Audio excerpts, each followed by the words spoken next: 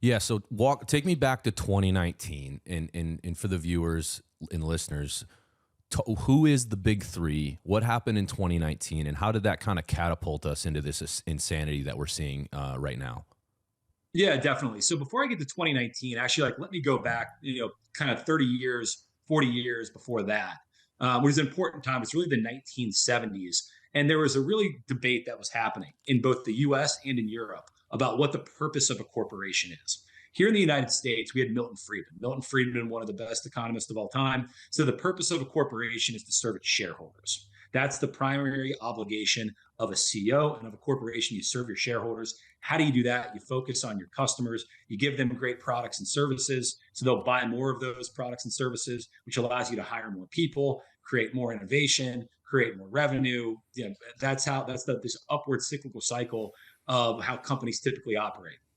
And then that was in contrast. People have heard a lot about probably like the World Economic Forum, Davos, which is going on kind of next week. Well, that was started by this Swiss economist named Klaus Schwab.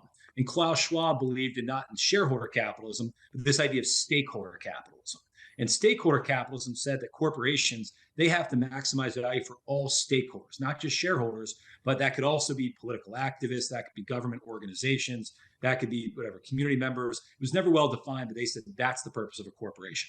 And if you take a look over the next sort of 40 years, we actually said this experiment that played out, like what was going to be better for both shareholders and investment returns, and what's going to be better for societal outcomes. And I think it's like pretty clear. If you take a look at like the US, which has embodied this shareholder capitalism system from the 1970s till 2019, investment returns were about 10% per year in sort of like broad-based equity markets in the US. You contrast that with Europe, which had about 7% per year returns. So that's like a 3% per year per difference, which is thousands of percentage points over time. So over that time period, let's just say, Bear, that you had a $100,000 401k in the year 1970, 1971. 40 years later, you're looking to kind of cash that out. If you had it in the US with that 10% compounded annually, that would be worth $4.5 million of a 401k. Whereas if you had invested in Europe and European equities, it would only be worth $1.5 million. So that's a huge difference if you're trying to retire from an investment outcome. So like the shareholder capitalism model has worked very well from that standpoint. And then also like maybe the Europeans would say, okay, well, maybe we gave up investment returns, but maybe did we create a better society? Were there better societal outcomes? If you look at any broad-based prosperity metric of the US versus Europe, the US trounced Europe over that time period. Look at our per capita income, trounces Europe. GDP growth, trounces Europe. Unemployment rates, trounce Europe. You look at things like interest rates, trounce Europe. Innovation, startups, we just trounced Europe over the last 40 years. But it's interesting that in 2019, something important happened. There were some of the CEOs of the largest companies here in the US, plus 3 large asset management companies, BlackRock, State Street, and Vanguard. They all got together. People like Larry Fink at BlackRock, Jamie Dimon at JP Morgan, got together with business leaders. And at the behest of some European sovereign wealth funds that manage a lot of money, state of California, state of New York, that these large asset managers manage money on, they decided that you needed to evolve the purpose of a corporation in the United States. That you needed to evolve it from one of focus on shareholder returns to stakeholder returns in 2019. And they did this because they saw the Trump administration, this was never an issue previously, but that the Trump administration had failed to solve these existential crises, around so-called, climate change, around racial disparity issues. And they called on corporations to now get involved in these issues that they had never gotten into beforehand. So that's kind of like the quick background. And by 2019, with this pivotal year, where this Business Roundtable initiative said the purpose of a corporation in the U.S. is no longer to serve shareholders, but to serve stakeholders. And again, driven not really by a lot of people here in the U.S., but more kind of, say, coastal elites and a little bit like the European sovereign wealth funds. And you had said in the beginning, it's all about following the money. And it's just so, kind of break this down to a little bit more basic level. We talk about, these pension funds, right? So for people that don't understand that, like you have the state of California, state of New York, those are the 2 biggest pension funds in the whole country. I think you said it makes about 30% of all pension funds, right? That's obviously these people's retirement accounts, right? So these pension funds have to give it to asset managers to invest over time, so they get compound interest and they're able to fulfill their obligation of the pension when that person retires, right? So it's critical. So the Gavin Newsoms and these other idiots in the world are holding these firms hostage of, hey, if you want to manage California's pension fund, you need to do X, Y, Z with the money, or you're not getting our money to manage. So these big three, of course, they have a financial incentive to play ball on these policies. And then same thing with the sovereign wealth funds in Europe.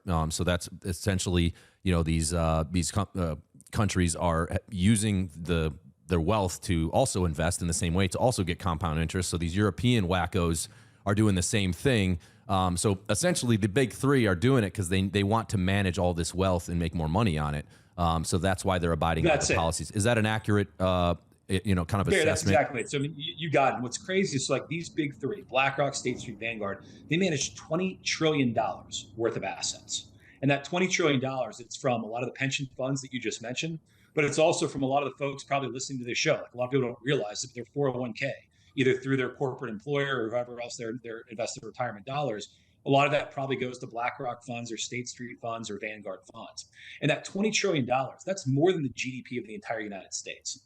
And those three companies, they are the single largest shareholder in 95% of the companies in the S&P 500, which is an index that tracks the 500 largest companies in the United States. And with the money that they manage, they tend to control about 30 to 40% of the shares in most companies in the United States, which gives them outside control in terms of influencing management and how they want management to act, but it also gives them outside control in terms of how they vote shareholder proposals. And this is really interesting because shareholder proposals, anyone who owns $25,000 worth of a company's stock, they can put up a shareholder proposal. Now, most shareholder proposals is, Bear, you or me putting one up. They might not make it to the ballot, but since 2019, a lot of progressive organizations realize now this adoption of stakeholder capitalism, and now companies, their purpose isn't just to serve shareholders, but it's to so-called serve all stakeholders. You're seeing a lot of activist organizations that are putting up proposals at companies, and we'll probably get into this, at Apple or at Microsoft or at Disney or at Exxon, Chevron, proposals that are not about the interests of shareholder value or what's best for the company and making more money, but it's about achieving some political aim.